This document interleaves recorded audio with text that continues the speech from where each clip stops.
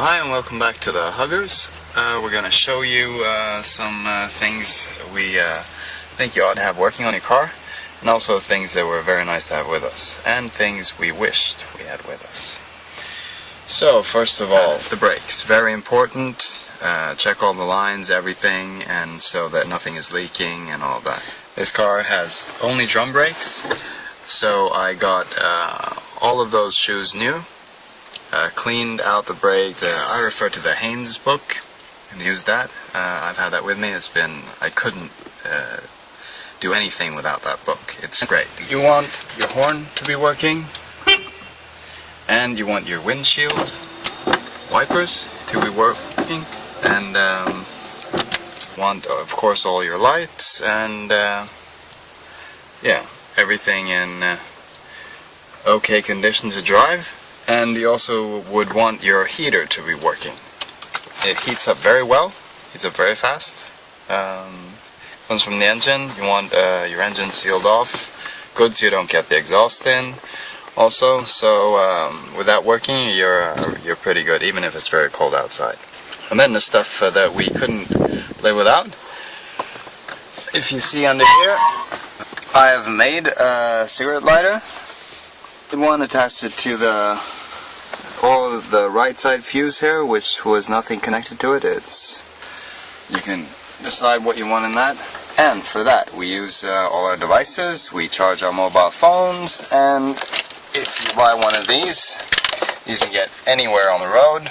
It has a USB, and it has 2 cigarette lighters on ours. You stuff that in there, and you're good to go. For instance, use this, which is very useful on a trip. Then you have your tea and coffee on the long trips, and this kind of socket. So this is a very cheap model. It takes 20 minutes to boil the water, but you have time. And something else that is useful for us is a tiny vacuum cleaner, like this, also with a cigarette lighter socket. Because we have this little furry friend here, and she loses a lot of hair. She is also our car alarm. We have a GPS. We downloaded the Sygic program, which is a one-time pay, and then you pay, of course, for the maps you download.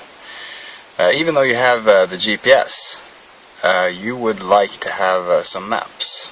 My dad was nice enough to give us all the maps we needed. And that helped us a lot, because the GPS takes the fastest road, and that's not necessarily the road you want to go with this type of car. So you want to check with your map on most flat road possible. A thing we wished we had is the seat recliner.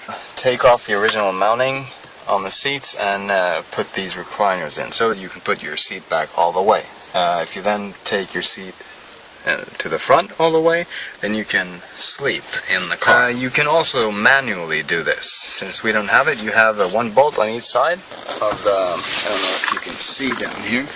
There, you see the bolt just in front of my finger. There's one on the other side also. You take these off with a 13mm wrench, and you can get to them when the seat is on like this.